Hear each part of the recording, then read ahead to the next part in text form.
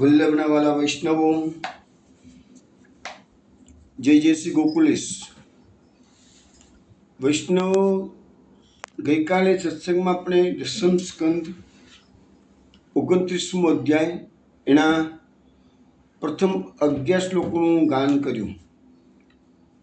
તે પછી શ્લોક નંબર 7 સુધીની સમજૂતી આપી. હવે આપણે શ્રી સુબોધનીજી મંગલાચરણની 2 કારિકાનું પ્રથમ ગાન કરીશું.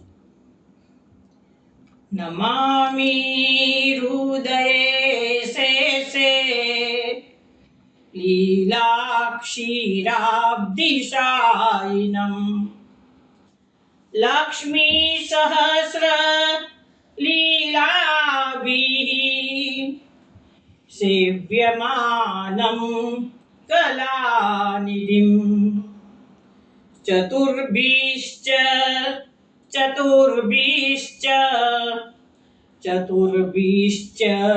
त्रिभिस्तथा षड्भिर्विराजते योऽसौ पञ्चधा हृदये मम. વૈષ્ણવ, આજના સત્સંગમાં પ્રથમ તો આપણે જે ગઈકાલે 11 શ્લોકોમાં બાકી શ્લોકો રહે છે એની સમજૂતી પહેલાં જોઈશું. ત્યાર પછી 11 શ્લોકોની સમજૂતીનું શ્રવણ થઈ જશે તમારે. ત્યાર પછી શ્લોક નંબર 17 સુધી, આજે હું 6 શ્લોકોના ગાનનું પ્લાનિંગ કર્યું છે. કારણ કે જે પ્રકારે બધા પ્રસંગો બનતા હોય ને એ પ્રકારે લગભગ 10ની આસપાસ નક્કી કર્યું છે. છતાં ગઈકાલે 11 નક્કી કર્યા હતા, આજે 6 શ્લોક લેવાશે. હવે ગઈકાલે જે આપણે સત્સંગ થયો એમાં એકદમ શોર્ટમાં કહી દઉં તો શરદ પૂર્ણિમાની રાત્રિ આવી. ભગવાને રમણ કરવાનું મન કર્યું. ભગવાને વેણુનાદ કર્યું છે. ગોપીજનો એને બોલાવ્યા છે. ગોપીજનો પોતપોતાના ઘરમાંથી કામકાજ પડતા મૂકીને વન તરફ દોટ મૂકી છે. તો ગઈકાલે આપણે જે કથા આવી હતી ને એ આટલા સુધીની હતી. હવે એ ગોપીજનો ભગવાનના વેણુનાદ સાંભળી અને વન તરફ દોટ મૂકે છે, તો ઘરના કામ પડતા મૂક્યા છે. એ જે શ્લોકો ગઈકાલે આપણે જોયા હતા ફરીથી જોઈ લઈએ છીએ. દ્વંદ્વ વ્યયુકાચિત દોહમ મિત્વા સમુસુકા પયોધિશ્રિત્ય સંયામમ અનુદ્વાસ્યા પરાયયુઃ. આનો અર્થ એવો થાય, કેટલીક ગોપીઓ ગાયોને દોહતી હતી. ત્યાં આતુરતાને લીધે દોવાનું અધૂરું મૂકીને ભગવાનને મળવા ચાલી નીકળી. બીજી ગોપીઓએ ચૂલા પર દૂધ ગરમ કરવા મૂક્યું હતું, તે પડતું મૂકીને દોડી. કેટલીક ગોપીઓએ ખીર બનાવવા મૂકી હતી, તો ચૂલા પરથી ઉતાર્યા વિના વન તરફ દોડવા મોડી. પછીનો શ્લોક છે, પરિવેશ્યન તતહિત્વા પાયંત્ય શિશૂનપય શુશ્રૂષંત્ય પતિન કાંશ્ચિદ અસ્નંત્યોપાસ ભોજનમ. કેટલીક ગોપીઓ ભોજન પીરસતી હતી. કેટલીક બાળકોને સ્તનપાન કરાવતી હતી. કેટલીક પતિની સેવા કરતી હતી. કેટલીક ભોજન કરતી હતી. તો બધું પડતું મૂકીને વન તરફ દોટ મૂકી છે. પછીનો શ્લોક, લિંપંત્ય પ્રમૃજ્યંત્યોન્યા અંજંત કાસલોચને વ્યત્યસ્ત વસ્ત્રાભરણાઃ કાશ્ચિત કૃષ્ણાંતિકમ મયુઃ. એટલે કે કેટલીક ગોપીઓ લિંપન કરતી હતી.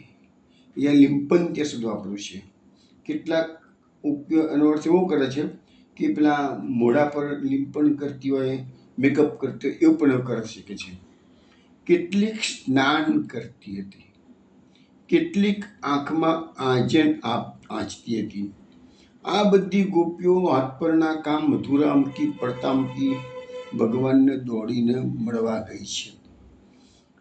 હવે કેટલીક ગોપીઓએ તો આ બધું કરવામાં એમના વસ્ત્રો હતા ને એ ઉલટા સુલટા પહેર્યા હતા. આભરણો પણ ઉલટા સુલટા પહેર્યા ગયા.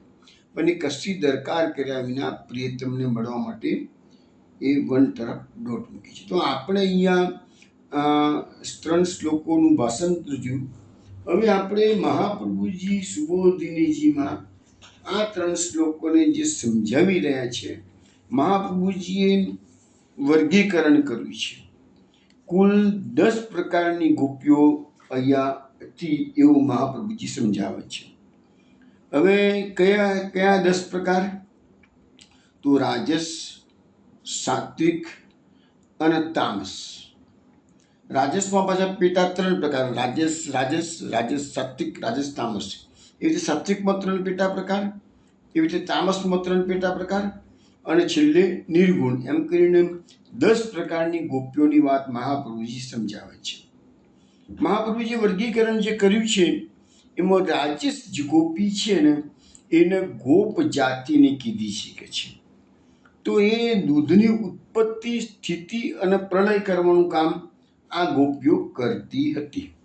તો પેલી જે આવે છે એ રાજસી ગોપીઓ એ ગાયોને દોહતી હતી.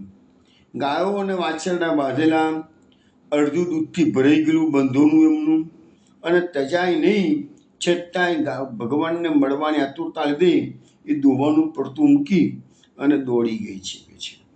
કેમ? એટલે મહાપ્રભુજી બતાવે છે કે કોણ જાણે કે બીજી ક્ષણે ભગવાન ક્યાંના ક્યાં જતા રહ્યા. અત્યારે તો વિનોદાર કરીને બોલાવે છે, આ દિશામાંથી અવાજ આવી રહ્યો છે, પણ અમે ત્યાં આગળ જઈએ તો બીજે જતા રહ્યા હતો, એટલે બધું પડતું મૂકી એટલી બધી એને આતુરતા આવી ગઈ છે. પછી બીજી જે ગોપી છે ને એ રાજસ સાત્વિક પ્રકારની છે. તો એ મને દૂધ ઉકળવા મૂકેલું, તો એમને એમ રહેવા દીધું ચૂલા ઉપર અને દોટ મૂકી છે. ત્રીજી ગોપી છે રાજસ તામસ પ્રકારની છે. એમાં દૂધમાં એને ઘઉંના ઝીણા કટકા મુકાઈ અને એ ખીર બનાવીને રાંધતી હતી, અથવા તો શીરો લાપસી બનાવતી હતી. એ પાકવા આવેલા અને જો બળી જાય તો બધું નકામું થઈ જાય, તો પણ એવી દરકાર કર્યા વગર ભગવાનને મળવા માટે દોટ મૂકી શકે છે. હવે આ રાજસ પ્રકાર થયો. હવે સાત્વિક પ્રકારની ગોપીઓ કેવી હતી? તો એ ગોપીઓ પોતાના કુળ ધર્મમાં રોકાયેલી સાત્વિક પ્રકારની હતી. તો એમાં લખ્યું છે કેટલીક જે સાત્વિક રાજસ પ્રકારની ગોપીઓ હતી એ પતિને ભોજન પીરસતી હતી. ખોરાકમાંથી વીર્યની ઉત્પત્તિ થાય છે, તેથી આ સેવા સૃષ્ટિ કરનારી હોય અને રાજસ પ્રકાર કહેવામાં આવેલું છે. કેટલીક સાત્વિક પ્રકારની ગોપીઓ હતી એ નાના છોકરાઓને સ્તનપાન કરાવતી હતી, એટલે આ પોષણનું કાર્ય છે, માટે એને સાત્વિક કીધું છે. પછી સાત્વિક તામસ પ્રકારની ગોપીઓ હતી એ પતિની શયનખંડમાં સેવા કરતી હતી. તો આ પ્રકારે આ સાત્વિક પ્રકારના 3 પ્રકાર જે થાય છે સાત્વિકના, એનું વિસ્તૃત એવું આપણને સમજણ મહાપ્રભુજી આપે છે. હવે કેટલીક ગોપીઓ તામસ પ્રકારની હતી એ લોક ધર્મમાં રોકાયેલી હતી. એમાં તામસ રાજસ ગોપીઓ છે એ જાતે ભોજન કરતી હતી અને ભોજન પડતું મૂકીને દોડી છે. તામસ સાત્વિક પ્રકારની જે ગોપીઓ હતી એ પોતાના શરીર પર લેપ કરતી. મેં કીધું કોઈ શરીર પર લેપ કરતી હતી, કોઈ ઘરમાં લીંપણનું કાર્ય કરતી હતી. એટલે એ બધી તામસ સાત્વિક પ્રકારની ગોપીઓ છે. પછી તામસ પ્રકારની ગોપીઓ છે એ શરીર પર આભરણો પહેરતી હતી અથવા વાસણો માચતી હતી. તો એ બધી ગોપીઓ બધું પડતું મૂકીને તો દોડી ગઈ છે. હવે અહીંયા ગાયોની સેવા કરતાં પતિની સેવાને મુખ્ય કરી દીધી છે અને પોતાના દેહની સેવા કરતાં ગાયોની સેવા મુખ્ય કીધી છે. હવે 10મી જે ગોપી છે, 10મા પ્રકાર, એ નિર્ગુણ છે. એ આંખમાં કાજળ આંચતી હતી, તે પડતું મૂક્યું છે. આ જ્ઞાન માર્ગને શુદ્ધ કરનારી હોવાથી આંખોનું આંજન, એટલે એ આપણું કહે છે કે શુદ્ધ કરનારી હોવાથી નિર્ગુણ ગોપી એને કહેવામાં આવેલી છે. હવે આ બધી ગોપીઓ જ્યારે દોટ મૂકી છે ને ત્યારે એમના વસ્ત્રો અને આભરણો એ બધા આડા આવડા થઈ ગયેલા હતા. એમને ભગવાન પાસે પહોંચતા પોતાના દેહનું પણ ભાન રહેલું નહીં. તો દેહનું ભાન ના રહેતું હોય તો પછી વસ્ત્રને આભરણ ઠીક કરવાનું એ લોકોને સૂઝે જ કેવી રીતે? તો આવી રીતે આ 10 પ્રકારની ગોપીઓ વન તરફ પ્રયાણ કરી રહી છે.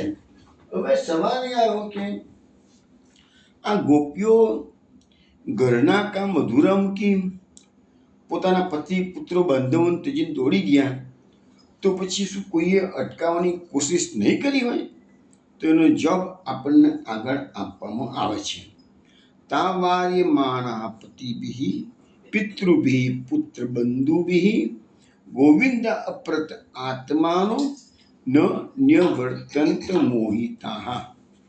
અહીંયા આપણને કહેવામાં આવે છે કે આ સુખદેવજી એમ કહે છે કે જ્યારે ગોપીજનો આમ ભગવાનને મળવા જઈ રહી હતી ત્યારે એમના પતિ, પિતા, પુત્ર, બંધુઓએ એમને જતા અટકાવ્યા છે. પણ ગોવિંદ ભગવાને આ ગોપીજનોનો જે આત્મા છે એ ભગવાનમાં એકાકાર થઈ ગયો હતો, એટલે કે અપહરણ થઈ ગયું હતું. જ્યારે કહ્યું છે અપ્રત આત્માનું, જ્યારે કે અપહરણ કર્યું હોય ને એવી રીતે ભગવાને એમનું આત્માનું આહ્વાન કરીને અપહરણ કરી દીધું. તેથી એ બધી ગોપીઓ એટલી બધી મોહિત થઈ ગઈ હતી ભગવાનના વિરોધથી કે કોઈને રોકી નથી શક્યા કોઈ. એમ કે ભગવાનની ગોપીઓનું જે એટલા માટે નંદાજી દાસ જે આપણે વચમાં લીધી હતી ઓલરેડી, અત્યારે યુટ્યુબ પર પણ નંદાજી દાસ પંચાયત આપણી અવેલેબલ છે જેને સાંભળવામાં, એમાં નંદાસ જે શબ્દો આપણે લાગે શ્રાવણની સરિતાને કોઈ રોકી શકે નહીં એવી રીતે આ ગોપીજનો ભગવાનના વેણુનાદ સાંભળી અને કોઈ પણ બંધન હતો તો પણ એ બધા બંધનોને ગણકાર્યા વગર દોડી ગયા છે. અને મહાપ્રભુજીએ ત્રિવિધ લીલા નામાવલીમાં આનાથી એક નામ પ્રકટ કર્યું છે, ભક્ત પ્રતિબંધ નિવારકાય. ગોપીજનોને પ્રતિબંધ તો આવ્યો છે, નથી આવ્યો નહીં, પણ ભગવાનની કૃપાથી એનું નિવારણ છે. ગોપીઓમાં એવી શક્તિ આવી ગઈ કે ગોપીઓએ પ્રતિબંધને ગણકાર્યો નથી. આ વસ્તુ આપણે અત્યારે પણ આપણા માટે બધાને એપ્લિકેબલ થાય કે આપણે ભક્તિ માર્ગમાં આગળ આવતા હોઈએ તો આપણા કુટુંબીજનો આપણને અટકાવશે, સમાજ આપણી ટીકા કરશે. એ પ્રતિબંધને જો ગણકાર્યા વગર તમે પ્રભુની પાસે જશો તો પ્રભુ તમને જરૂરથી સહાય કરશે. મહાપ્રભુજી સુબોધિનીજીમાં એવું જણાવે છે કે સ્ત્રીના 4 રક્ષકો છે. જ્યારે કન્યા અવસ્થામાં સ્ત્રી હોય ત્યારે એનો પિતા એનું રક્ષણ કરે છે. મોટા થયા પછી વિવાહ થયો હોય તો પતિ એનો રક્ષક છે કે છે. વૃદ્ધાવસ્થા આવે એટલે એનો પુત્રનો રક્ષક બને છે. અને જો કોઈ સ્ત્રીના આ ત્રણમાંથી કોઈ રક્ષણ કરનાર ના હોય તો જ્ઞાતિ બંધુઓ એનું તેનું રક્ષણ કરવું જોઈએ. પણ અહીંયા મહાપ્રભુજી લખે છે કે સ્ત્રીને કદી અરક્ષિત રખાય નહીં કે છે. એટલે આ બધા ગોપીજનોને જતા રોકવા માટે એમના બધા સગાઓએ પ્રયત્ન કર્યો છે. પિતાએ રોકી, પુત્રો રોકી, બંધુએ રોકી, બધાએ રોકી શકે છે. પણ આજે એ ગોપીજનો કૃષ્ણ ગ્રહિત માનસા ગઈકાલે આવ્યું હતું ને, તો એ અને અહીંયા બી આવ્યું છે ગોવિંદ અપ્રત આત્માનો. એટલે ગોપીઓ કૃષ્ણમાં એટલી બધી પાગલ થઈ ગઈ હતી કે કોઈના હાથમાં આજે રહી નથી કે છે. હવે આ જે વાત આપણે લખી રક્ષણની, એ સ્ત્રીઓના રક્ષણ વિશેનું જે વિધાન છે મહાપ્રભુજીએ ભલે લીધું છે, પણ એ લખ્યું છે કે મનુસ્મૃતિમાંથી લેવામાં આવેલું છે. હવે ગોપીઓનું જે ગમન વન તરફનું છે એને નૌકા સાથે મહાપ્રભુજીએ સરખાવ્યું છે કે છે. નૌકા એ પવનના વેગથી ચાલે છે, પણ નૌકા સ્વતંત્ર નથી, એને ચલાવવા માટે નાવિક જોઈએ જ કે છે. એવી રીતે ગોપીજનોના અંતઃકરણના પ્રવર્તક ભગવાન જાતે, ભલે ગોપીજનો જાતે દોડ્યા છે પણ એ કંટ્રોલ કોની પાસે છે? ભગવાનની પાસે છે. એટલે ભગવાનની ઈચ્છા અનુસાર ગોપીજનોએ ગમન કર્યું છે, અને એટલા જ એને પ્રતિબંધનું નિવારણ ભગવાને જ કર્યું એમ કહેવાય. પુત્ર પૌત્રાદિક સગા સંબંધીઓ એમને રોક્યા, પણ એ રોકાયા નથી, કારણ કે એમનું અંતઃકરણ પ્રભુને વશ થઈ ગયું હતું. હવે આપણે આ 8 શ્લોકો જોયા છે. હવે 9મો શ્લોક જોઈએ. હવે આ ગોપીજનો ત્યાં વનમાં ગયા છે, શું થાય છે એ વાત પછી જોઈશું. પહેલા આપણે હજુ જે ગોપીજનો જઈ શક્યા નથી, હવે એની વાત આપણને સુખદેવજી કરે છે. એ કયા ગોપીજનો છે? અંતર્ગ્રહ ગતા ગોપીજનો છે. 10 પ્રકારના ગોપીજનો ભગવાન પાસે આવ્યા, પણ જેમને પ્રતિબંધ થયો હતો અને પ્રથમથી ભક્તિભાવ વાળા હતા અને ભજનાનંદનો આનંદ પ્રાપ્ત કર્યા વિના જ પ્રતિબંધની સ્થિતિમાં મુકાઈ ગયા એટલે સાયુજ્ય પામ્યા હતા, એવા ગોપીજનોની વાત અત્યારે સુખદેવજી કરી રહ્યા છે. એમાં કહે છે કે અંતરે ગતા કાંચિત ગોપ્યો લબ્ધ વિનિર્ગમાઃ કૃષ્ણં તદ્ભાવનાયુક્તા દદ્યુર્મિલિતલોચનાઃ. એટલે કે છે કે અંતર્ગ્રહ ગતા ગોપીજનો ઘરની અંદર હતા, એમને ઘરની બહાર નીકળવાનો માર્ગ મળ્યો નહીં, એટલે હવે એમને અંદરથી એમના પતિદેવોએ રોકી લીધા છે, સગા સંબંધી રોકી લીધા છે, બહારના વસી લીધા છે, એટલે નીકળી શક્યા નથી. એટલે એ ગોપીજનોએ આંખો બંધ કરી કૃષ્ણની ભાવના કરી અને ભગવાનનું ધ્યાન ધર્યું છે. હવે મહાપ્રભુજી સુબોધનીજીમાં સમજાવે છે કે કેટલીક ગોપીઓ ઘરના અંદરના ભાગમાં હતી, એટલે કે ગોપ ભાર્યાઓ હતી. આ ગોપીઓ બહુ હોશિયાર હતી નહીં, ઉંમરમાં પણ બહુ મોટી ન હતી. એ ગોપીજનો ઘરની અંદર એમના પતિની સાથે હતી, પતિથી સંરક્ષિત હતી. પતિના કારણે એમને બહાર નીકળવાનો માર્ગ પ્રાપ્ત થયો નહીં, એટલે કે પ્રતિબંધ થયો. હવે સમજી ગયા કે મારા પતિ મને જવા દેતા નથી. આજે આપણે સમાજમાં પણ જોતા હોઈએ છીએ આ બધી વસ્તુઓ, કે ઘણા ઘરમાં પ્રતિબંધ હોય કે નહીં, આટલી સેવા કરવાની, આમ જ કરવાનું, તેમ જ નહીં કરવાનું, વધારે નહીં ચાલે. આ બધા પ્રતિબંધો આવતા હોય જરૂરથી, દરેકના અલગ અલગ પ્રકારનું હોય છે. પણ અહીંયા લખ્યું છે કે એવી ગોપીઓને જ્યારે માર્ગ મળ્યો નથી, એટલે એમને શું કામ કર્યું છે? કૃષ્ણનું ધ્યાન કર્યું. અને એમનો ભાવ એવો હતો કે અમારા ભગવાન તો અમારા પ્રિયતમ છે કે છે, અને અમે એમની પ્રિયતમાઓ છીએ, માટે મારે ભગવાનનો કોલ આવ્યો છે, બહેનોના થયો છે, માટે મળવા જવું જોઈએ.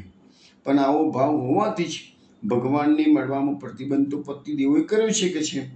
એટલે ગોપીજનોએ પછી ધ્યાન કરીને પોતાની આંખો બંધ કરી અને એવી રીતે એમને પછી મુક્તિ પ્રાપ્ત કરી છે. કેવી રીતે કરી છે આગલા શ્લોકમાં બતાવશે.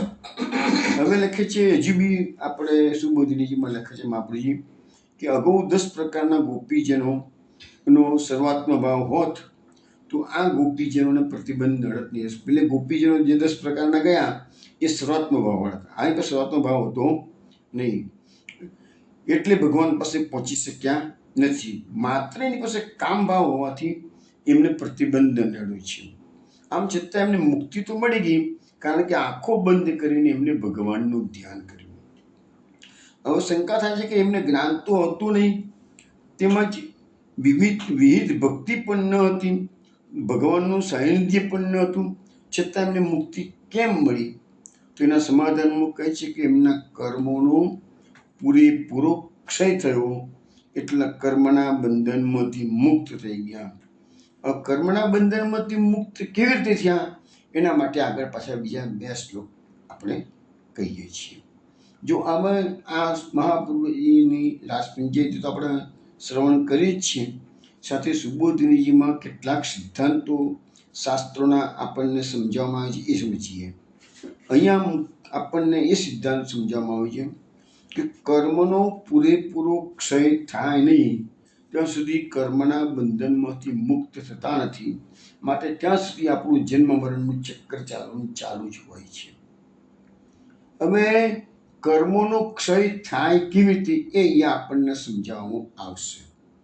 આપણો માર્ગ ભક્તિ માર્ગ છે, ભક્તિ માર્ગમાં પ્રબળ ભક્તિ હશે તો કર્મનો ક્ષય થશે, પ્રબળ જ્ઞાનાગ્નિ પ્રગટશે તો પણ કર્મનો ક્ષય થાય, નહીં તો પછી કર્મનો ક્ષય માટે તમારે ભોગવવા જ પડે છે. પરંતુ મુશ્કેલી ક્યાં થઈ ગઈ છે કે પૂર્વજન્મના કર્મો આપણે આ જન્મમાં ભોગવીએ છીએ, તો આ જન્મમાં પાછા નવા કર્મ ઊભા કરીએ છીએ. નવા કર્મ જે ઊભા થયા એને ભોગવવા માટે પાછા જન્મ લેવો પડે છે. બીજા જન્મમાં આ કર્મ ભોગવી લીધા હોય તો પાછા બીજા નવા કર્મ ઊભા કરે છે. તો એ કર્મોની જે પરંપરા છે એનો ક્ષય થાય તો જ મુક્તિ મળે, નહીં તો પછી આવાગમન ચાલુ જ રહે છે. તો આ ગોપીજનો જે અત્યારે આપણે અંતરગ્રહ ગતા ગોપીજનો છે, એને તો ભગવાનનો કોલ મળ્યો, ના જઈ શક્યા, ધ્યાન કર્યું, તો પછી એમને મુક્તિ કેવી રીતે મળી? એટલે અહીંયા નવા શ્લોકો 2 બોલું છું. દુષ્પ્રેષ્ઠ વિરહ તીવ્ર તાપ તુતા શુભા ધ્યાન પ્રાપ્ત અચ્યુતા શ્લેષ નિર્વૃત્યા ક્ષીણ મંગલા. આ 10મા નંબરનો શ્લોક. 11મા નંબરનો શ્લોક. તમેવ પરમાત્માનમ જાર બુદ્ધ્યાપી સંગતા જહુ ગુણમયમ દેહમ સદ્ય પ્રક્ષીણ બંધના. એનો અર્થ એવો થાય છે કે પ્રિયતમના દુઃખ વિરતાપમાં એમના બધા હતા. એટલે ભગવાન પેલા એમને પતિદેવ જવા ના દીધા ને, એટલે ગોપીચરોને તીવ્ર દુઃખનો અનુભવ કર્યો. અરે રે, અમને આ સરસ સુવર્ણ તક મળી છે અને હમણાં પતિદેવો જવા દેતા નથી, એટલે વિરહતાપ.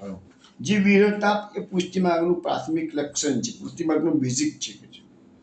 અને એટલે વિરહતાપમાં એમને ધ્યાન કર્યું ભગવાનનું, અને ભગવાન એમના ધ્યાનમાં પધાર્યા એટલે આલિંગન કર્યું. અને આલિંગન કર્યું એટલે એટલું બધું સુખ પ્રાપ્ત થયું કે એમના બધા પુણ્ય ભોગવાઈ ગયા. અને આ રીતે ગોપીઓએ જાર બુદ્ધિથી પરમાત્માને પ્રાપ્ત કર્યા. અને આ રીતે ગોપીઓના ક્ષણવારમાં જ કર્મના બંધનો પૂરેપૂરા ભોગવાઈ ગયા. એટલે આ ગુણમય દેહનો ત્યાગ કર્યો. હવે આ સિદ્ધાંત સમજાવવા માટે મહાપ્રભુજી સુબોધરીજીમાં શું કહે છે એ જોઈએ. મહાપ્રભુજી સમજાવે છે કે મુક્તિનો આધાર કર્મોના ક્ષય પર છે, કર્મોના લય ઉપર છે. જ્યાં સુધી તમારે કર્મ ભોગવવાનું બાકી હોય ત્યાં સુધી કર્મનું બંધન નડે છે, અને કર્મનો ક્ષય ના થાય ત્યાં સુધી તમારે મુક્તિ પ્રાપ્ત થઈ શકતી નથી કે છે. હવે કર્મ એટલે શું? તો 2 પ્રકારના કર્મ, પાપ કર્મ અને પુણ્ય કર્મ કે છે. પાપ કર્મ એ લોખંડની બેડી છે, અને પુણ્ય કર્મ એટલે સોનાની બેડી છે. જો એક વસ્તુ સમજો બરાબર વૈષ્ણવો, પાપ અને પુણ્ય બંનેથી ભક્તિ પર છે, ભક્તિ ઊંચી છે. પુણ્ય એટલે આપણે સત્કર્મો જે કરતા હોઈએ છીએ, દાન દક્ષિણા આપીએ, તીર્થયાત્રા કરીએ, વ્રતનું કામ કરીએ, એ બધી વસ્તુ એ પુણ્ય છે. પુષ્ટિ માર્ગમાં ખાલી એકાદશીનું વ્રત છે, એક જ વસ્તુ છે. એ સિવાય કોઈ જે સત્કર્મ બધા કરતા હોય છે એનાથી ભક્તિ ઊંચી ચીજ છે. તો કેમ ભક્તિ ઊંચી ચીજ છે? તો પાપ કર્મ ભોગવવા માટે નરકની યાત્રા કે દુઃખો ભોગવવા પડે છે. પુણ્ય કર્મ ભોગવવા માટે અતિશય સુખ ભોગવવું પડે છે. અતિશય સુખ તો આખી દુનિયા ઈચ્છે છે, છતાં શાસ્ત્રો ના પાડે છે. અતિશય સુખ એ પણ એક બંધન છે કે છે. તો આ બંને પ્રકારની બેડીઓ છે, પાપ અને પુણ્ય. લોખંડની બેડી અને સોનાની બેડી.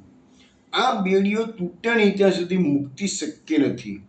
હવે અહીંયા ગોપિકાઓએ ભગવાનનું ધ્યાન કર્યું અને તીવ્ર વિરહતાપનો અનુભવ કર્યો, એટલે એટલું બધું દુઃખ થયું એમને કે એમને અસહ્ય જે દુઃખનો અનુભવ કર્યો. અને એ વિરહગ્નિમાં એ લોકોના બધા અશુભ કર્મો એટલે કે પાપો જે હતા એ બધા બળીને ભસ્મ થઈ ગયા. હવે જે દુઃખ કોટી બ્રહ્મકલ્પમાં કુંભીપાક વગેરે નરકમાં ભોગવવું પડે કે આપણા સંચિત કર્મો એટલા બધા હોય છે, હજારોની લાખો જન્મના સંચિત કર્મ આપણે ભેગા થયેલા હોય છે. એટલે આપણા નસીબમાં કોઈ કુંભીપાક નરકની યાતનાઓ કે બધી લખેલી હોય તો પણ એ બધી આનું જે તીવ્ર વિરહતાપનું દુઃખ આપણે જો અનુભવીએ તેમાં બળીને ભસ્મ થઈ જાય. તો પછી આપણે એ બધામાં જવું પડતું નથી કે છે. ગોપીજનોની એ પોઝિશન થઈ. એટલે એમને ભગવાનના એક ક્ષણના વિરહમાં એટલું બધું દુઃખ ભોગ્યું કે એમના કોટી પાપોનો ક્ષય થઈ ગયો. એટલે એવો પાપોનો ક્ષય થઈ ગયો એટલે ચિત્ત ભગવાન એમના ધ્યાનમાં પધાર્યા. હવે ભગવાન પધાર્યા એટલે ગોપીજનોએ ભગવાનને ધ્યાનમાં આલિંગન કર્યું. અને એ આલિંગનમાં ગોપીજનોને એટલું બધું સુખ પ્રાપ્ત થયું કે એમને કરોડો સ્વર્ગનું સુખ એક સેકન્ડમાં ભોગવાઈ ગયું. એટલે આપણે જ્યારે બહુ સત્કર્મો કે બહુ પુણ્યકર્મો કરીએ ત્યારે આપણને ભગવાન સ્વર્ગમાં મોકલે છે અને ત્યાં આગળ તમે જેટલા પુણ્યકર્મ કર્યા છે એનું બેલેન્સ ખતમ થાય ત્યાં સુધી સ્વર્ગમાં દિવ્ય ભોગવવાના હોય છે. અને એ જેવું ભોગવાઈ જાય પાછા પૃથ્વી પર આવીને નવો જન્મ લેવાનો આવે છે. તો એ ગોપીજનોને શું થયું? ભગવાનને ધ્યાનમાં આલિંગન કરવાથી એટલું બધું સુખ મળ્યું કે એમને કરોડો જન્મનું સ્વર્ગનું સુખ ભોગવી લીધું અને ક્ષણ માત્રમાં આ બધું સુખ પુણ્ય ભોગવાઈ ગયા. એટલે આમ એમના પાપ અને પુણ્ય બંને પૂરેપૂરા ભોગવાઈ ગયા. એટલે ગોપીજીનો મોક્ષના અધિકારી બન્યા. અને પાપ અને પુણ્ય તો આ દેહને ભોગવવા જ પડે છે. બંનેનો ક્ષય થાય ત્યાં સુધી આપણી આ જન્મ મરણની પ્રક્રિયા ચાલતી રહી શકે છે. અને હવે ગોપીજનોએ ગુણમય દેહનો ત્યાગ કર્યો અને એમની જે મુક્તિ પ્રાપ્ત થઈ. એટલે અહીંયા આપણને મહાપ્રભુજી આ 2 શ્લોકોમાંથી 3 એક પુરુષોત્તમ સહસ્ત્રનામનું એક નામ પ્રકટ કર્યું છે અને ત્રિવિધલા નામાવલીમાં 2 નામ પ્રકટ કર્યા છે. પુરુષોત્તમ સહસ્ત્રનામમાં મહાપ્રભુજી પ્રકટ કર્યું છે નામ વેણુવાદ સ્મરક્ષોભ મત્ત ગોપી વિમુક્તિ દહ. એટલે કે વેણુનાદના સ્મરણથી એ જે ગોપીઓ મત બની હતી એ ભગવાને એને મુક્ત કરી દીધી છે અહીંયા જ. અને ત્રિવિધલા નામાવલીમાં અહીંયા બીજા 2 નામો પ્રકટ મહાપ્રભુએ કર્યા છે. અલબ્ધરાસ સદ્ય મુક્તિ પ્રદાયકાય નમઃ.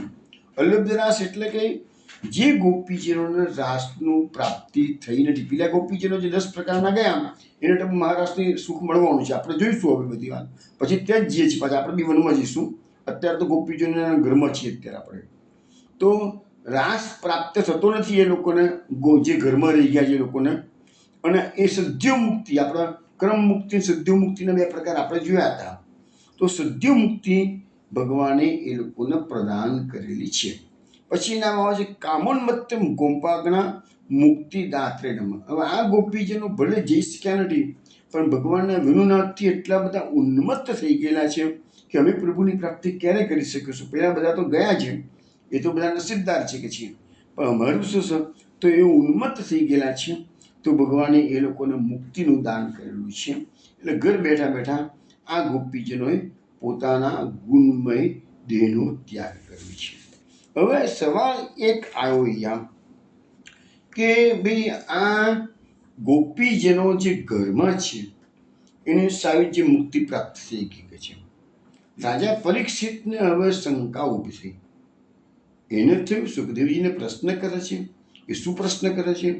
એના એક શ્લોકમાં શંકા ઊભી કરે છે અને 5 શ્લોકમાં સુખદેવજી એનો જવાબ આપે છે. એ 6 શ્લોકો છે એનું વિનોદાન ગાન કરે છે. ગઈકાલની માફક જ એક ચરણનું ગાન થશે. તમે ધ્યાન રાખો, તમારી કોપી હાથમાં રાખો અને 12મા નંબરનો શ્લોકથી શરૂઆત વિનોદાન કરે છે.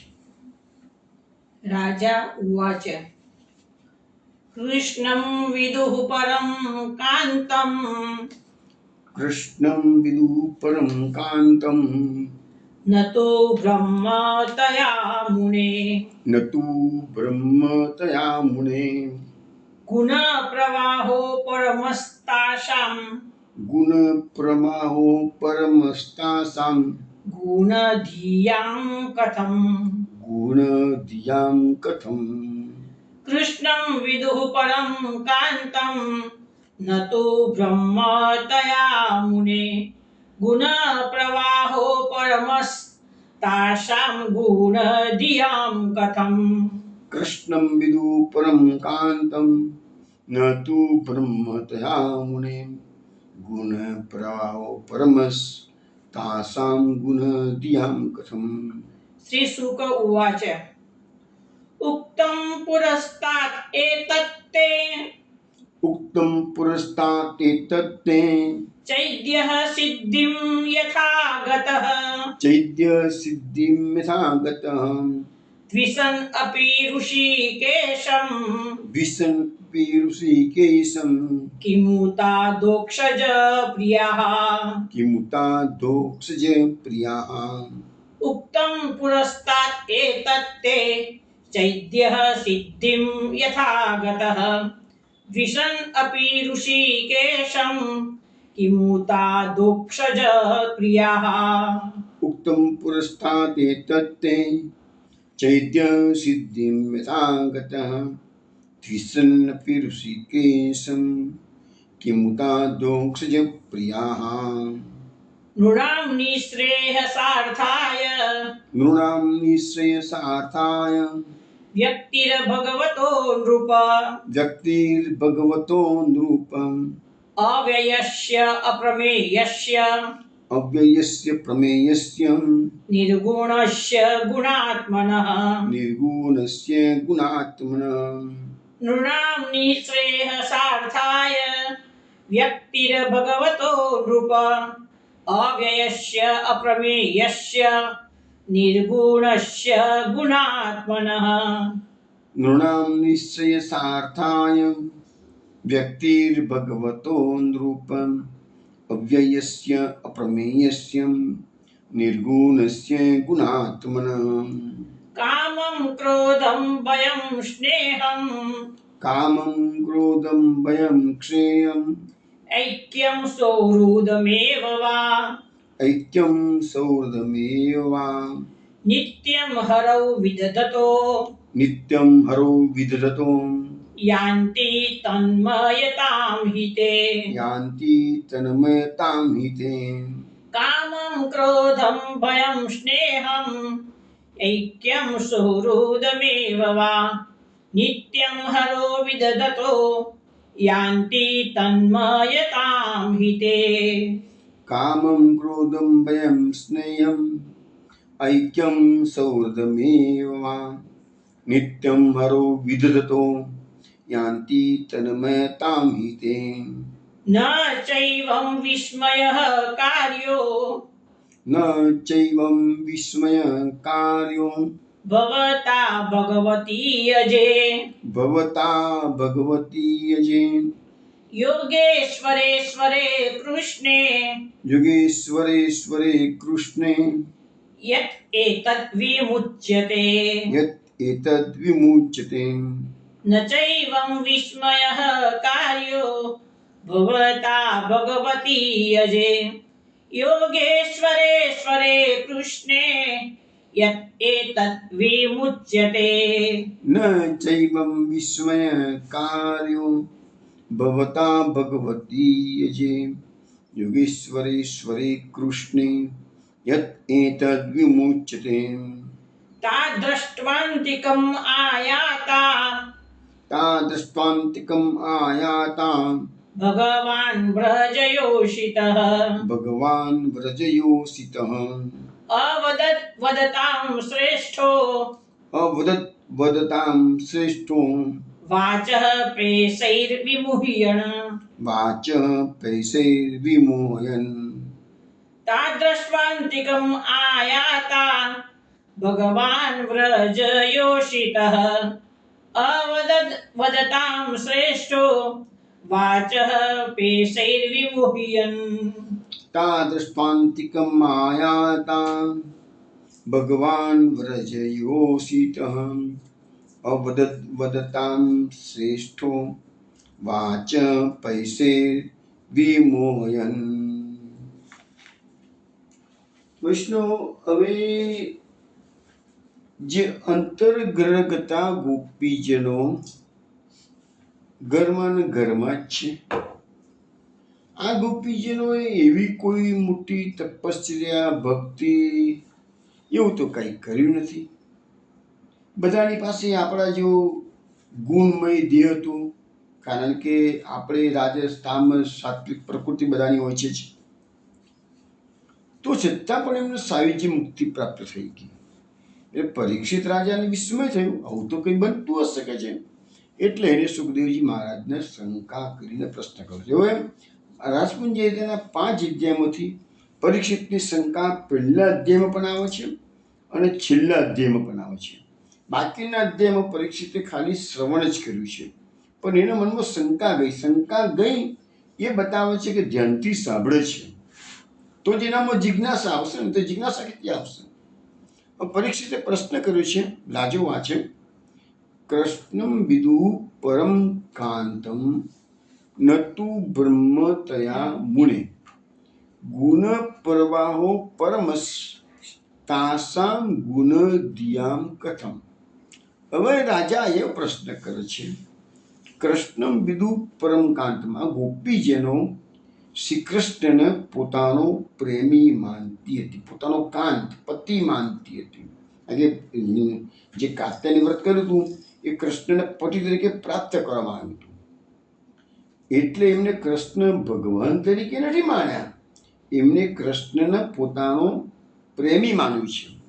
નતુ બ્રહ્મ તયા મુનિ, એ પરમ બ્રહ્મ છે એવું તો હે મુનિ, રાજા સુખદેવજીને મુનિ કીધું છે. એમ હે મુનિ, એને પરમ બ્રહ્મ તરીકે તો એ માનતી જ નથી ને. કૃષ્ણને કહે છે આજે કૃષ્ણ વ્રજમાં જન્મ લીધો, જે પ્રાકટ્ય થયું છે વ્રજમાં, તો નંદરાયજી પોતાના બાળ તરીકે ઉછીને મોટો કર્યો છે. ગોપીઓએ પોતાના પ્રેમી તરીકે એની સાથે વર્તન કરેલું છે. બાળકોએ પોતાના સખા તરીકે વર્તન કર્યું છે. પણ કોઈને એવું નથી ખબર જે કૃષ્ણને અમે આટલું બધું ચાહીએ છીએ એ કૃષ્ણ તો પરમ બ્રહ્મ છે, પૂર્ણ પુરુષોત્તમ છે, એવું ત્યાં કોઈને ખબર નથી. એટલે આનાથી એક વસ્તુ સિદ્ધાંત નક્કી થઈ જાય છે કે ભગવાનને ભગવાન તરીકે ન માનીએ તો પોતાનો આત્મીય માનશો તો પણ ભગવાન તમારી લાગણીને સ્વીકારે છે.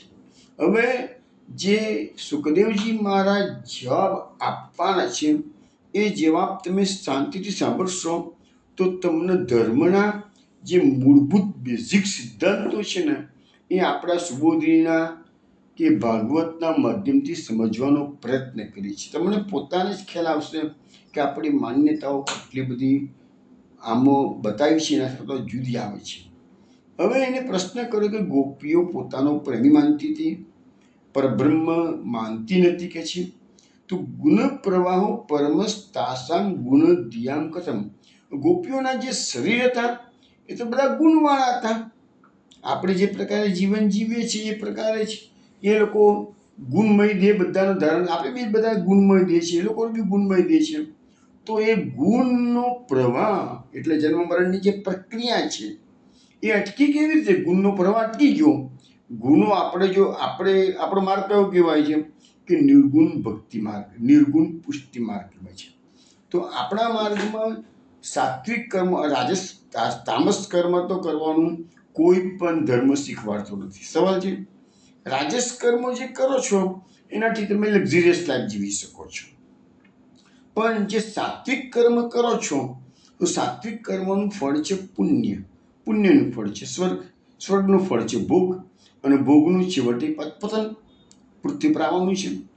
પણ આપણો તો નિર્ગુણ પુષ્ટિ માર્ગ છે. નિર્ગુણ પુષ્ટિ માર્ગની અંદર આવા કોઈ ગુણોની સ્થાન જ નથી. તો આ ગુણોનો પ્રવાહ ગોપીજનોનો અટકી ગયો, એટલે કે દેહ એમનો પડી ગયો અને મુક્તિ પ્રાપ્ત કરી. એ કેવી રીતે શક્ય બને? તો ભગવાન માનતી જ નથી ને, એ તો પ્રેમી માનતી હતી. જસદાસજી, મેં આ એક સત્સંગમાં આ વસ્તુ સમજાવેલી છે કે ભગવાનને તમે સ્વામી સેવકનો સંબંધમાં એક ડિસ્ટન્સ છે, પરંતુ ભગવાનને તમે તમારા ઘરનો માલિક નહીં પણ ઘરનો એ મેમ્બર બનાવી દો, તમારો અંતરંગ આત્મીય બનાવી દો, તમે કેટલો ફરક પડી જશે. ભગવાનની સાથે એવો વર્તન, એનો જવાબ તમને મળશે, થોડી વારમાં જવાબ મળે તમને. હવે રાજાએ પૂછી લીધું બધું કે ભાઈ આ ગુણોનો પ્રવાહ અટકી ગયો, પ્રાપ્ત કરી મુક્તિ, એ કેવી રીતે બની શકે? એટલે સુબોધજી મહાપ્રભુજી આ શ્લોકની કહે છે કે બ્રહ્મને જાણવાથી મૃત્યુનો તરાય છે. મૃત્યુને તરવાનો બીજો કોઈ માર્ગ નથી. એટલે અહીંયા આપણા શાસ્ત્રોમાં કહેવામાં આવ્યું છે ભક્તૈવ તુષ્ટિમ અભ્યતિ વિષ્ણુર્નાન્યને કેનચિત સૈવ મુક્તિદાતા છે ભક્તિસ્તત્રૈવ કારણમ. એટલે કે ભક્તિથી જ ભગવાનને સંતોષ થાય છે. બીજા કોઈ પણ સાધનથી વિષ્ણુ પસંદ થતા નથી. ભક્તિ જ મુક્તિદાતા છે અને મુક્તિ પ્રાપ્ત કરવા માટે ભક્તિ મુખ્ય કારણ છે. હવે અહીંયા ભાગવતમાં બે વિરોધાભાસી સ્ટેટમેન્ટ આવે છે.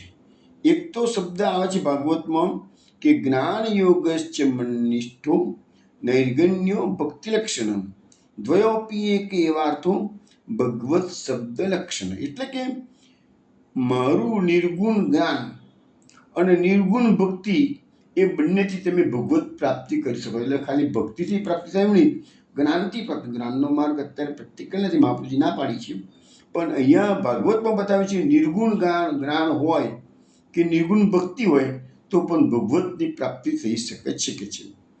ભક્ત્યા મામ અભિજાનતી, ભક્તિથી મારું જ્ઞાન થાય છે એમ પણ ભગવાન કહે છે. એટલે મર્યાદામાં જ્ઞાનથી મુક્તિ થાય છે અને પુષ્ટિમાં જ્ઞાન અથવા ભક્તિથી મુક્તિ થાય છે. અંતર્ગતતા ગોપીજનોમાં તો આ બંનેમાંથી એક પણ વસ્તુ હતી નહીં. ભક્તિ તેમનામાં હતી તો સગુણ ભક્તિ હતી, જ્ઞાન પણ સગુણ હતું. અને તે બંને પાછા કેવા હતા? તામસ હતા. કારણ કે એ તો ગોપીજનો બધા તામસ ભક્તો હતા ને, તો એમની મુક્તિ કેવી રીતે સંભવે? આવો રાજાએ પ્રશ્ન કર્યો છે. કૃષ્ણને તો પોતાના કાંત પ્રેમી માનતા હતા, એટલે પતિ અથવા જાર માનતા હતા, બ્રહ્મ તો માનતા નતા. તો પછી તમે મને કહો કે આનું કારણ શું કહે છે? હવે સુખદેવજી 5 શ્લોકોમાં જવાબ આપે છે. એમાં આપણો શાસ્ત્રોનો સાર સમાયેલો છે. તમે ધ્યાન રાખીને સાંભળજો. કથા સાંભળવામાં બધાને મજા આવે, પણ સિદ્ધાંત સાંભળવામાં થોડો કંટાળો આવતો હોય છે. પણ સિદ્ધાંત સાંભળવા અને જીવનમાં ઉતારવા બહુ જરૂરી છે. શ્રી શુક ઉવાચ ઉક્તમ પુરસ્તાત એતત્તે ચૈદ્ય સિદ્ધિમ યથાગત દ્વિસન અપી ઋષિકેશમ કિમુતા દોક્ષજ પ્રિયા. આ શ્લોકો પહેલાં આપણે બોલાવ્યા વિનોદાએ, અને હું પણ ફરીથી બોલું છું. તમે તમારી પ્રિન્ટમાં નજર રાખો તો ઉચ્ચાર કરવાનું તમને આવે. અઘરું કશું નથી. 2-4-5 વખત પ્રેક્ટિસ કરશો તો તમે પણ ઇન્ડિપેન્ડન્ટલી ભલે જોઈને પણ સાચો પાઠ કરી શકશો. હવે અહીંયા આવો પ્રશ્ન રાજાનો આવ્યો એટલે સુખદેવજી સાધારણ અકળાયા છે અને કહી દીધું ઉત્તમ પુરસ્તા તે. અરે રાજન, મેં તને પહેલાં કહ્યું તું કે નતું કીધું? ક્યારે કહ્યું તું એ તમને કહું. ક્યારે કહ્યું તું કહું પછી. ઉત્તમ પુરસ્તા પહેલાં પણ મેં તને કહ્યું છે કે છે. એકને એક વાત ફેરથી પૂછે છે કે છે. શું કીધું તું કે એમ? ચૈદ્ય સિદ્ધિમ યથાગત. ચૈદ્ય કોણ છે? શિશુપાલજી, ચેદી નરેશ, દમઘોષનો પુત્ર, એનું નામ શિશુપાલ, ભગવાનનો માસીનો છોકરો છે કે છે. સિદ્ધિમ યથાગત, ફૂઈનો છોકરો છે. સિદ્ધિમ યથાગત, તો એને પરમ સિદ્ધિ પ્રાપ્ત થઈ છે. કેમ? દ્વિષન અપી ઋષિકેશ. અરે ઋષિકેશ ભગવાન સાથે તે કાંઈ દ્વેષ કરતો હતો કે છે. જે વ્યક્તિ ભગવાનનો સગો છે નજીકનો, છતાંય કૃષ્ણથી દ્વેષ કરતો. કેમ દ્વેષ કરતો હતો તમને બધાને ખબર છે કે એની પત્ની રૂકમણી હતી અને ભગવાન એનું હરણ કરી ગયા હતા. કોણ સહન કરી શકે? પછી કાયમ માટે કૃષ્ણને ગાળો જ દે ને. કૃષ્ણ આવો છે, કૃષ્ણ તેવો છે, મારા બૈરાને ઉપાડી ગયો, એમ જ કે ને. એ વિચારો લીલા તોરણે પાછા ઉપડી કેટલું અપમાન લાગે. પછી એને ભૂલી શકે? કૃષ્ણ ભૂલી શકે? રાત દિવસ ઊંઘો એને વેર લેવાનું મન થાય કે ના થાય? એટલે વેર તો લઈ શકે એમ હતું. કૃષ્ણ બહુ બળવાન હતા, સામર્થ્યવાન હતા, એટલે એનો દ્વેષ વારંવાર વ્યક્ત કર્યા કરે. એટલે દ્વિષન અપી ઋષિકેશમ, તો ઋષિકેશ ભગવાનને એ કાયમ માટે દ્વેષ કરતો હતો. ભગવાન કેવા છે? પરમ કૃપાળુ છે, પરમ દયાળુ છે. એવા દ્વેષ કરનાર સિદ્ધુપાળને પણ પોતે સાયુજ્ય મુક્તિ પ્રદાન કરેલી છે. તો અહીંયા સુખદેવજી કહે છે કે મુદા દોક્ષજ પ્રિયા. તો પછી જો એવા શિશુપાલને જો ભગવાન મુક્તિ આપતા હોય તો આ બધી જે ગોપીઓ હતી એ તો અધોક્ષ જ ભગવાનની પ્રિયા હતી. તો ભગવાનની પ્રિયા પ્રાપ્ત કરે મુક્તિ, એમાં કોઈ નવાઈની વાત ખરી?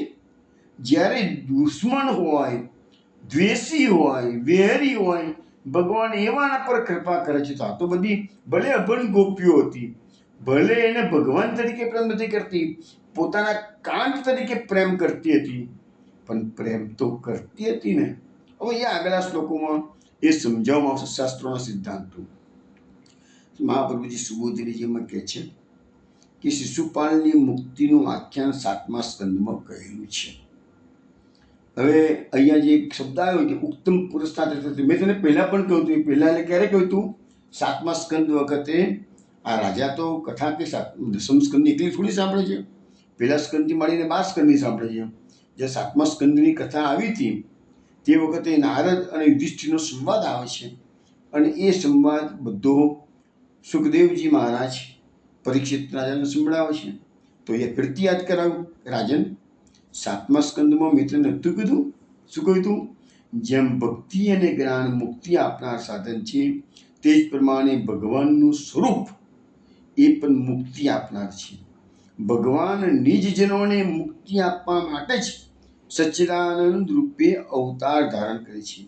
ત્યારે કોઈ પણ જીવ કોઈ પણ પ્રકારે ભગવાનના સંબંધમાં આવે તો તેની મુક્તિ. એટલે ભગવાનનો જ્યારે અવતાર કાળ હતો તે વખતે ભગવાનના જેટલા વેરીઓ હતા, દુર્યોધન જેવા, શિશુપાલ જેવા, કંસ જેવા, આટલા બધા, પૌંડ્રક જેવો રાજા લડવા આવ્યો હતો, ગમે તેટલા લડવાયા હતા, ભગવાને બધાને મુક્ત કરી દીધા છે.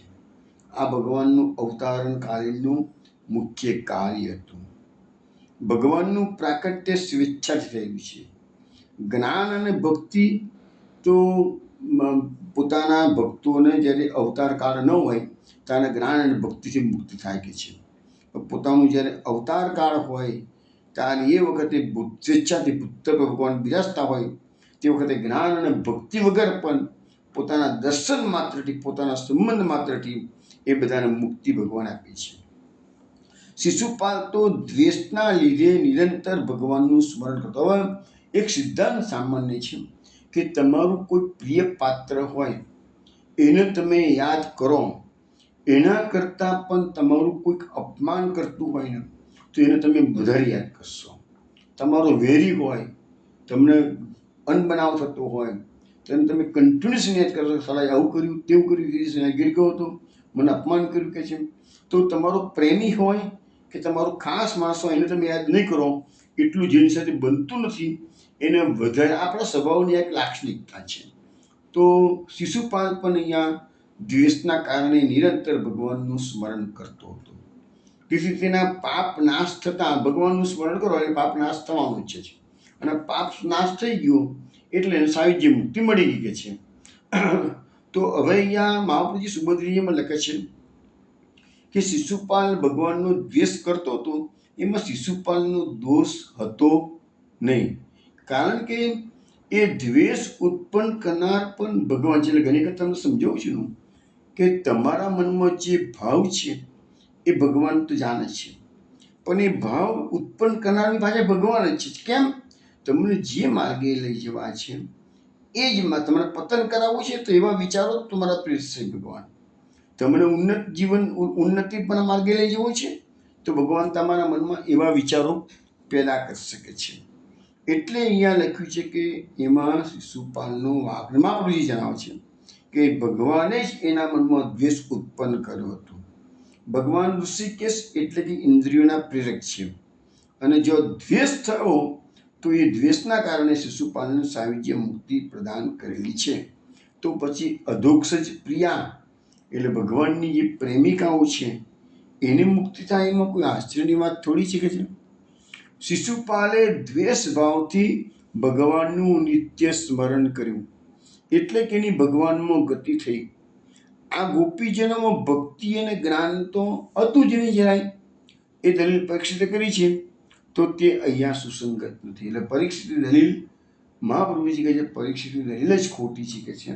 કારણ કે પરીક્ષિત જેવો જેના ગર્ભમાં ભગવાને રક્ષણ કર્યું છે એને પણ આ વાતની ખબર નથી કે બે શિશુપાલે દ્વેષ ભલે કર્યો છે પણ નિત્ય સ્મરણ તો કર્યું છે ને. હવે એ શબ્દો, એ સિદ્ધાંત સુખદેવજી આગલા શ્લોકમાં સમજાવે છે.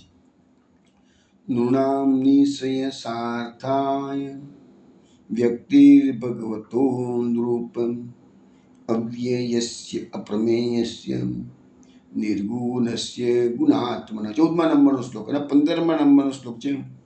કામમ ક્રોધમ ભયમ સ્નેહમ ऐक्यं सौहृदमेव मां नित्यं हरो विदधतो યાંતિ તન્મયતામિતિ. બસ અહીંયા જે તન્મયતામિતિ જે શબ્દ વાપરવામાં આવે છે એ જ અગત્યનું છે. તમારી ભગવાનમાં તન્મયતા થવી જોઈએ ગમે તે રસ્તે. હવે આ શ્લોકના 2 શ્લોકો હું બોલું છું. એના અર્થ એવા છે કે હે રાજન, અવિનાશી, અપ્રમેય, નિર્ગુણ અને ગુણોના સર્વ ગુણોના આત્મા સમાન ભગવાનનો અવતાર એ મનુષ્યના કલ્યાણ માટે. એટલે ભગવાનના અવતારમાં જે આપણે પરિત્રાણાય સાધુનામ વિનાશાય દુષ્કૃતમ એ બધું આપણે ગીતામાં ભગવાને કીધું છે, પણ અહીંયા સિદ્ધાંત કીધું ના, ભગવાનનો અવતાર તો માત્ર ને માત્ર મનુષ્યના કલ્યાણ માટે જ છે કે છે. એટલે જે કોઈ ભગવાનમાં કામથી, ક્રોધથી, ભયથી, સ્નેહથી, ઐક્ય અને સૌહૃદ એટલે સંબંધ નિત્ય રાખે છે તેને ભગવાનમાં તન્મયતા પ્રાપ્ત થાય છે. ભગવાનમાં તન્મયતા પ્રાપ્ત વિના ભગવાનની પ્રસન્નતા તમે પ્રાપ્ત કરી શકશો નહીં. હવે સુબોધની જેમ મહાપ્રભુજી કહે છે કે પ્રાણી માત્રના મોક્ષનું દાન આપવા માટે ભગવાને ભૂતળ પર અવતાર લીધો, માટે આ પ્રાકટ્ય લોક કલ્યાણ માટે કહેવાય. આવું લોક કલ્યાણનું અસાધારણ પ્રયોજન જો ન હોય તો પ્રભુ અવતાર ના લે. કેમ કે ભૂમિનો ભાર ઉતારવો, દુર્જનોનું મારવા, એ બધા કાર્યો તો ભગવાન બીજી રીતે પણ કરી શકતા હતા. ભગવાનને કોઈને મારવું એ એમના માટે રમત વાત છે. અત્યારના તબક્કે હાર્ટ એટેક આવે તો હાર્ટ એટેક કરી લે મારી નાખવા માટે શું મૂડી એના માટે એમને ગુલાબધામ છોડીને પૃથ્વી પર આવવાની થોડી જરૂર હતી. પણ એ પ્રકટ થયા છે લોક કલ્યાણ માટે. એટલે એ વખતે જે જે જીવો હતા ભૂતળ પર એમના સંપર્કમાં આવ્યા એ બધા જીવોને ભગવાને મુક્તિ આપી. ભીષ્મ પિતામહના એક શ્લોકમાં આવે છે ભીષ્મ સ્તુતિમાં કે ભીષ્મ પિતામહ કહે છે ભગવાનને કે પ્રભુ કૌરવ પક્ષી જે યોદ્ધાઓ લડ્યા એ તમારી સામે દ્રષ્ટિ કરીને મર્યા છે કે છે. એટલે કૌરવ પક્ષના બધા યોદ્ધાઓ તો 100% મુક્તિને પ્રાપ્ત કરી ચૂક્યા છે. કેમ કે મરતી વખતે દ્રષ્ટિ તો કૃષ્ણ આગળ, અર્જુન આગળ રથ લઈને ઊભો હતો. અર્જુનના રથમાં ભગવાન, અર્જુન પછી દેખાય, પેલા ભગવાન દેખાય કે ભગવાન સારથી છે કે છે. તો ભીષ્મ પિતામહ કહે છે અમારા કૌરવ પક્ષના બધા યોદ્ધાઓનું ભાગ્ય કેટલું બધું કે મૃત્યુ સમયે તમે દર્શન બધાને આપેલા છે કે છે. તો આ તો ભીષ્મ પિતામહની વાત છે, એટલે એની સ્તુતિની વાત આવે છે. પણ ભગવાનના સંપર્કમાં જે કોઈ બી આવ્યા, આજે 56 કરોડ યાદવો હતા દ્વારકામાં, ભગવાનના દર્શન તો બધાને થયા જ હોય, ઓછા વધતા અંશે તો બધાને મુક્તિ મળી છે. એટલે એટલા બધા જીવોને એક સાથે બધાનું કલ્યાણ થયું છે. હવે શબ્દ અહીંયા સમજાવે છે સુબોધનીય મહાપ્રભુજી કે કોઈ પણ પ્રકારે ભગવાનના સંબંધમાં કોઈ પણ જીવ આવે તો મુક્ત થઈ જાય. હવે જીવ 6 સાધનોથી ભગવાનના સંબંધમાં આવી શકે છે. કયા કયા 6 સાધનો બતાવ્યા છે? એક તો પેલા કામ, તો જે સ્ત્રીઓમાં કામ વધારે પડતો એવું બતાવે છે. પછી ક્રોધ, શત્રુનો ક્રોધ વધારે પડતો હોય કે છે. પછી ભય, કંસ જેવા જે હોય એમને વેરી છે પણ કંસને કાયમ માટે ભય થતો પેલો કાળિયો આવશે અને મને મારી નાખશે, મને આવશે અને મારી નાખશે. રાત દાડો એ દેવકી પુત્રનું ચિંતન કર્યા કરતા હતા. પછી આવ્યું સ્નેહ, જે સંબંધીઓમાં પાંડવો વગેરે એમના સ્નેહી સંબંધીઓ હતા, એમાં બધાને સ્નેહ હતો એમની પાસે. પછી ઐક્યમ, તો જ્ઞાનીઓ હંમેશા ભગવાનની સાથે ઐક્ય માટે પ્રયત્ન કરતા હોય ધ્યાન કરીને. સૌહૃદ અને સખ્ય, જે ભક્તોમાં સૌહૃદ એટલે પ્રેમ હોય, સ્નેહ એટલે પણ પ્રેમ, સખ્ય એટલે તો સગા ભાવ. તો આ બધું ભક્તોમાં હોય છે કે છે. તો અહીંયા આ બધા સંબંધો ભગવાનની પાસે તમે રાખો છો, એમાં જ્ઞાન અને ભક્તિની વાત આવતી જ નથી કોઈ જગ્યાએ. તો જ્ઞાન અને ભક્તિ બંને મર્યાદા ભક્તને ભગવત સ્વરૂપને પ્રકટ કરવામાં ઉપયોગી છે. એટલે ભગવાનનો જ્યારે અનવતાર દશા હોય ત્યારે જ્ઞાન અને ભક્તિ કામ કરે છે. પણ અત્યારે અવતાર દશામાં છે તો એમાં ભગવાનનું જ્ઞાન પણ ના હોય અને ભક્તિ પણ ના હોય, પણ આ જે 6 વસ્તુ બતાવી એમાંથી એક પણ વસ્તુ હોય તો તમે ભગવાનની તન્મયતા પ્રાપ્ત કરી શકો છો. હવે એના માટે મહાપ્રભુજીએ 2 સુંદર કાલિકાઓ લખી છે. જીવે અંતઃકરણે ચૈવ પ્રાણેષુ ઇન્દ્રિય દેહયોઃ વિષયેષુ ગ્રહ અર્થે ચ પુત્રાદિષુ હરિર્યત તાદૃશીમ ભાવનામ કુર્યાત કામ ક્રોધ વિભિર્યતામ પૂર્વ પ્રપંચ વિલયો યથા જ્ઞાને તથા યતઃ. એટલે આ 2 કાલિકામાં આપણે એવું કહે છે કે મનુષ્ય ભગવાનની ભાવના કરે છે. હવે આપણી મુશ્કેલી ક્યાં છે કે આપણે બધો ધર્મ તો કરીએ છીએ પણ કરવા ખાતર કરતા હોય છે. આ જો જે સિદ્ધાંતો સમજાવે છે ને એ પ્રકારે કરો તો પ્રભુની પ્રાપ્તિ તમને આ જન્મમાં થઈ જાય. મનુષ્ય ભગવાનની ભાવના કરે છે અને એ ભાવના જ્યારે વધતી જાય, એની ચરમ સીમાએ પહોંચે ત્યારે એનો જીવ, અંતઃકરણ, પ્રાણ, ઇન્દ્રિય, દેહ, વિષયો, ઘર, અર્થ અને પુત્રાદિ બધું ભગવાનમાં ભગવાનનો આવેશ આવી જાય. એટલે મીન્સ બધું ભગવાનમય લાગે પછી એને. એટલે કે કામ ક્રોધ વગેરે પણ એવી તીવ્ર ભાવનાથી કરવા જોઈએ કે જેમ જ્ઞાનીના પ્રપંચનો જ્ઞાનથી લઈ જાય છે એમ ભક્તના પ્રપંચનો પણ લય થઈ જાય. એટલે અહીંયા એવું સમજાવવામાં આવે છે કે તમે આ 6 વસ્તુમાંથી કોઈ પણ વસ્તુ ભલે ને વેર કરો ભગવાનની પાસે, ભગવાનને તમે દુશ્મન બનાવો, ગાળો બોલો, કશો વાંધો નથી કે છે આપણે ભાગવતા સિદ્ધાંત પ્રમાણે, પરંતુ જે કરો એ પૂરી તન્મયતાથી કરો કે ના બસ દુશ્મનમાં તો દુશ્મન જ બનાવો, કામ બનાવો તો કામથી તો કામ તો પેલા પ્રેમિકાઓ હોય એ કરી શકે. ક્રોધ કરવો હોય તો ક્રોધ કરો કે તું મારું કલ્યાણ થતું નથી, આખી દુનિયાભરના બધાનું કલ્યાણ કરું છું કે છે અમે અડકામણા છે તારા, એમ કહીને ક્રોધ તો કરી જો તો ખરા, બીજી તારીખ તમારે સુધી બોલવા આવશે. 7મા હવે એનું વિવરણમાં મહાપ્રભુજી કહે છે 7મા સ્કંદના પ્રથમ અધ્યાયમાં શિશુપાલ વધુનું આખ્યાન છે. આપણે હમણાં થોડી વાર પહેલા જોયું. હવે આમાં જ્યારે રાજા યુધિષ્ઠિર નારદજીને પૂછે છે કે ભાઈ મોટા મોટા ભક્તોને પણ ના મળે એવી સાયુજ્ય મુક્તિ શિશુપાલને આપી, તો કારણ શું? તો નારદજીએ જવાબ આપ્યો છે એ આપણે જોઈએ છીએ. એ જવાબ મહાપ્રભુજી અહીંયા સુબોધનીજીમાં એ બધી વાતો મૂકી છે 7મા સ્કંદની. તો એમાં લખ્યું છે તસ્માત વૈરાનુબંધેન નિર્વૈરેન ભયેન વા સ્નેહાત કામેન વા યુંજાત કથચિન ઇક્નેક્ષતે પૃથકમ કામાદ વિષાદ ભયા સ્નેહાત અર્થાં ભક્તિસ્વરે મનમ આવિશ્ય તદગમ વિત્વા બહવસ્તદગતિમ ગતા ગોપ્ય કામાદ ભયાત કંસો દ્વૈષાચૈર્યાદયા નૃપાં સંબદ્ધાદ વૃષ્ણય સ્નેહાદ યમ ભયત્યા વયમ વિભો. 3 શ્લોકો 7મા સ્કંદના પ્રથમ અધ્યાયના અહીંયા મૂકવામાં આ જ સિદ્ધાંતને સમજાવવા માટે. નારદજી કહે છે કે કોઈએ કરેલી નિંદા વગેરેથી ઈશ્વરને વિષમતા પ્રાપ્ત, કોઈ ઈશ્વરને ગમે તેટલી ગાળો દે એને શું અસર થવાની છે કહો? એટલે તમે નિંદા કરો ભગવાનની, આ દુનિયામાં ભગવાન જેવું છે એની. અમારે તો એવું સાંભળ્યું છે લોકોને બોલતા કે ભગવાન તો પૈસાવાળાના છે, પૈસાવાળાના જ કામ કરે છે, અમારા કામ કરતા નથી. અમે એવું બધું સાંભળ્યું છે લોકો પાસેથી બોલતા.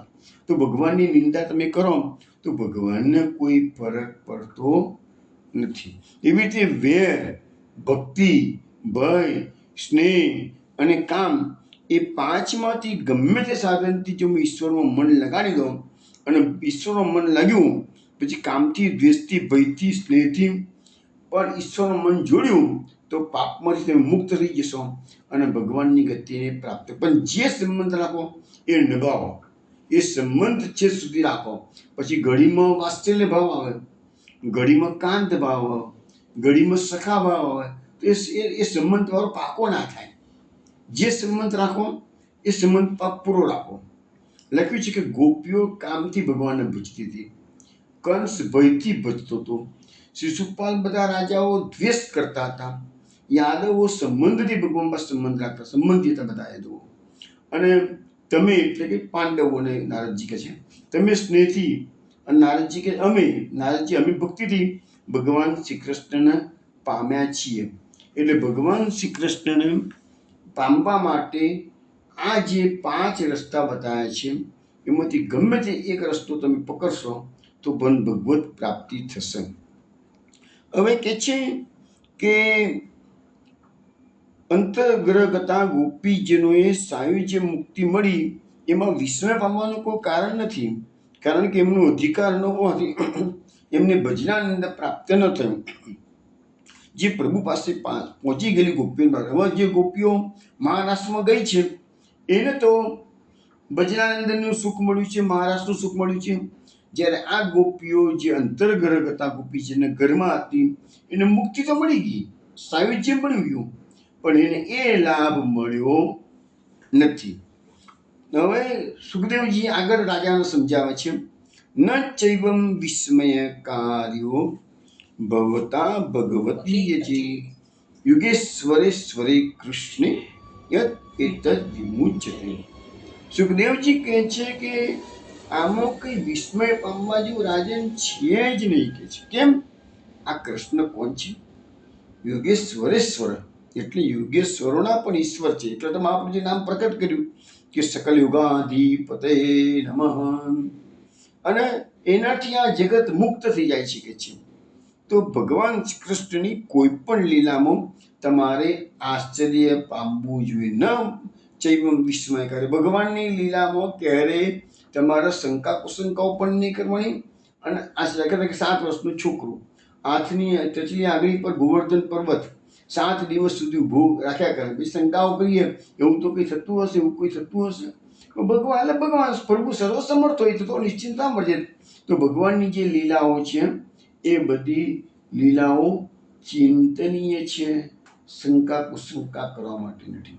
તો વૈષ્ણવ 16મા શ્લોકની સુબોધની જે આપણે બાકી છે, કાલ રાત્રે 8 વાગે મળી સૂતાને લઈશું. 16મા 17મા થઈને પછી આપણે સીધું જ 18મા નંબરના શ્લોકથી પાછું ગાન શરૂ કરીશું. કાલે રાત્રે 8 વાગે મળીએ છીએ. જય જય શ્રી ગોકલેશ, જય જય શ્રી ગોકલેશ.